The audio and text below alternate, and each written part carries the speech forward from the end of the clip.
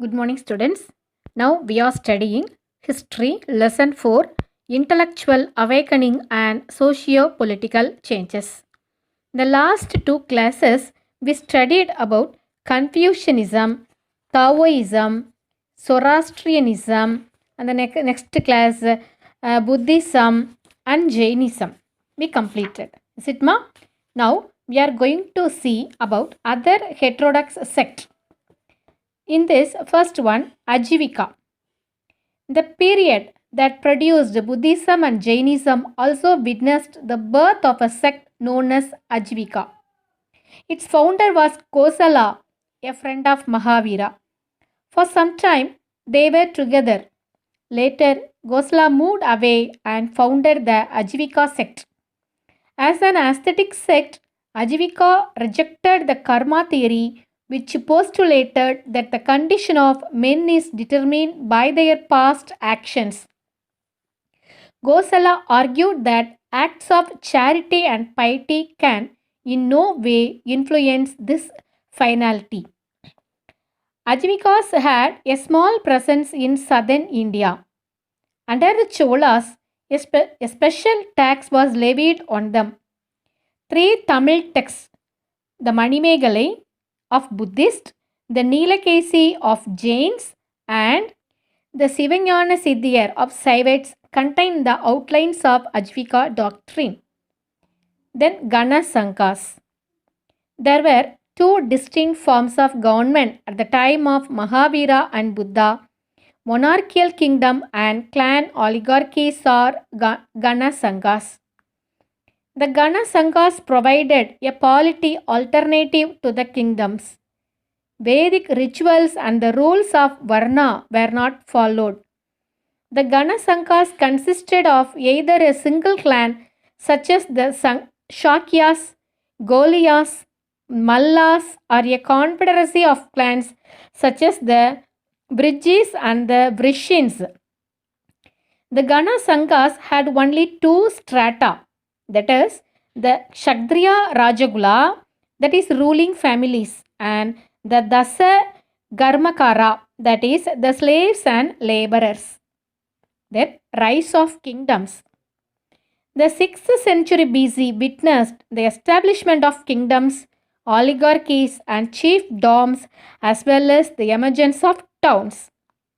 From the largest of all the chiefdoms emerged kingdoms. Many tribes of Vedic period, such as Bharadas, Pasas, Tritsas, and Turvasas, passed into oblivion, and new tribes such as Kurus and Panchalas rose into prominence. 16 Mahajanapathas are listed in the Buddhist texts. Linguistic and cultural commonality prevailed in the Janapathas, whereas the Mahajanapathas, different social and cultural groups lived. With the emergence of kingdoms, the struggle for supremacy among different states occurred frequently.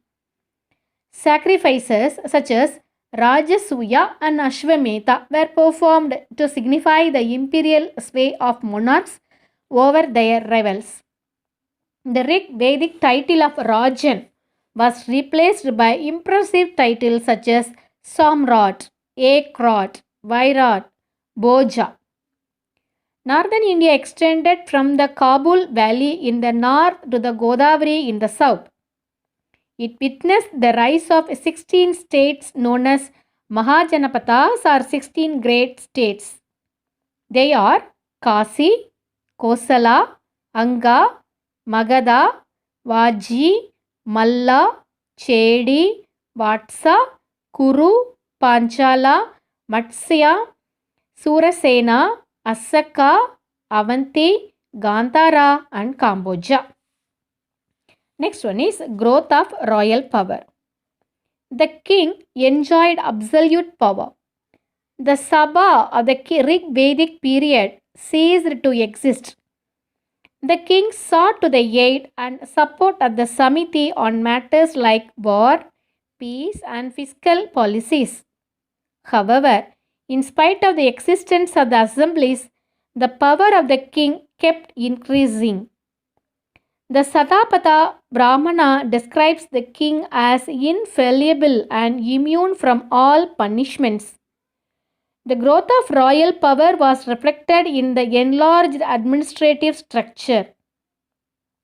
The king was now assisted by a group of officers such as Bagaduka, that is, his work is collection of taxes, Suta, that is charioteer, the Akshaprata, superintendent of gambling, Shadri, chamberlain, Gori Kartana, king's companion in the chase, Palogola, courtier, Dakshan, carpenter, and Rathakara, chariot maker. In addition, officials like the Prohita, the Senai, army general, and the Gramini, leader of the village. In the later Vedic period, Gramani, who acted both a civil and military officer, was the link through which the royal authority was enforced in the village. The king administered justice and occasionally delegated his judicial power to Akshayaks, royal officials in the in the villages. Gramayavatin, village judge, and Sabha decided the cases. Punishments for crimes were very severe. Then the rise of Magadha kingdom. The rise of Magadha kingdom. The polity followed in kingdoms was different from that of Ganasangas. Kingdoms operated with a centralized government. Political power was concentrated in the ruling family, which had become a dynasty with succession becoming hereditary. There were advisory bodies such as Parishad, ministers, Sabha, advisory council. The Sabha collected the revenue and remitted it to the treasury in the capital of the kingdom, from where it was redistributed for the public expenses such as maintenance of army and salaries to the state officials. Of the kingdoms mentioned in the literature of the period, Kashi, Kosala, and Magadha are considered to be powerful. The only republic that rivaled these kingdoms was the Virgis, whose capital was Vaishali. In the struggle for control for the Gangetic Plain, which had strategic and economic advantages, the Magadha kingdom emerged victorious. Bimbisara was the first important king of Magadha. Through matrimonial alliances with high-status Lichavi clan of Vaishali and the ruling family in Kosala, Bimbisara went on to conquer Anga, the West Bengal now, thereby gaining access to the Ganges Delta. Bimbisara succeeded in establishing a comprehensive structure of administration. Village was the basic unit of his administrative system. Apart from villages, gramas, there were fields and pastures as well as wasteland and the forest, Aranya, Kedra, and Vana. Each village was brought under a Gramini, that is a village headman, who was responsible for collecting taxes and remitting them to the state's treasury. Officers appointed to measure the land under cultivation and assess the value of crop were to assist the Gramini in his task. Land tax, that is Bali, was the main source of revenue to the kingdom, and the share of the produce, Bhaga, was determined proportionate to the extent of land cultivated. The term Shadbagin, one who is entitled to a share of 1/6, referred to the king. Thus, a peasant economy came into being Magadha. Then, Ajatasattu. Ajatasattu, the son of Bimbisara, is said to have murdered his father and ascended the throne in 493 BC. He continued his father's policy of expansion through military conquest. The capital city of Magadha was Rajagriha, which was surrounded by 5 hills, providing protection to the kingdom from external threats. Ajatasattu strengthened the Rajagriha fort and also built another fort at Pataligrama on the Ganges. It served as the exchange center for the local produce and later became the Mauryan capital of Pataliputra. Ajatasattu died in 461 BC and he was succeeded by 5 kings. All of them followed the example of Ajatasattu by ascending the throne by killing their parent. Fed up with such recurring instances, people of Magadha appointed the last ruler's viceroy Sishunga as the king. After ruling nearly for half a century, the Shishunga dynasty lost the kingdom to Mahabadmananda, who founded the Nanda dynasty. The Nandas were the first of non-Kshatriya dynasties to rule in northern India. Next comes Mauryan Empire, state and society. Mauryan kings. Vishnugupta, who was later known as Chanakya or Kautilya.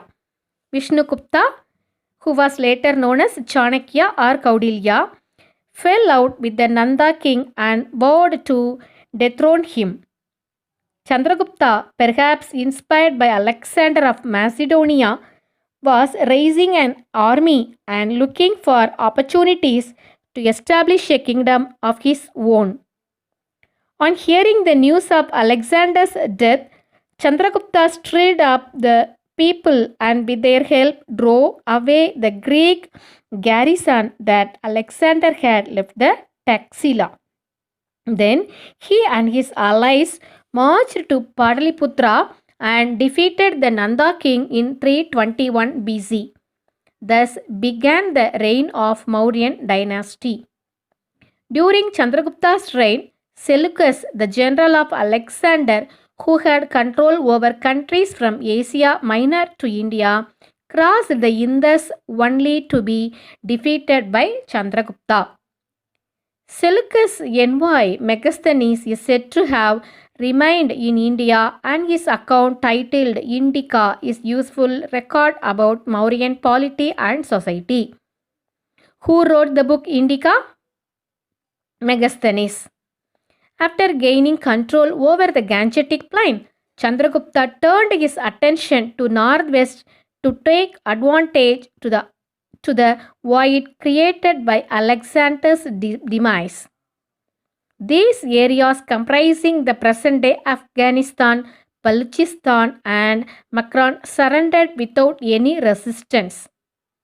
Thereupon, Chandragupta moved to central India. Then, according to Jaina tradition, towards the end of his life, Chandragupta, who had by now become an ardent follower of Jainism, abdicated his throne in favor of his son Bindusara. Then Bindusara, during his rule, succeeded in extending the Mauryan Empire up to Karnataka. At the time of his death, a large part of the subcontinent had come under Mauryan suzerainty. Ashoka succeeded Bindusara in 268 BC. Desirous of bringing the remaining parts of South India into his empire, Ashoka waged a war against Kalinga in the 8th year of his reign. The people of Kalinga fought bravely, but they were defeated after a large-scale slaughter. This war and slaughter affected Ashoka so much that he decided to give up war. Ashoka became an ardent Buddhist after meeting the Buddhist monk Upagupta and propounded his dharma. The only true conquest he proclaimed is the conquest of self and the conquest of men's hearts by the dharma or dharma, that is Pali and Sanskrit languages. He issued edicts which were carved out in rock. In edict, there are 33 edicts including 14 major rock edicts, 7 pillar edicts and 2 Kalinga edicts.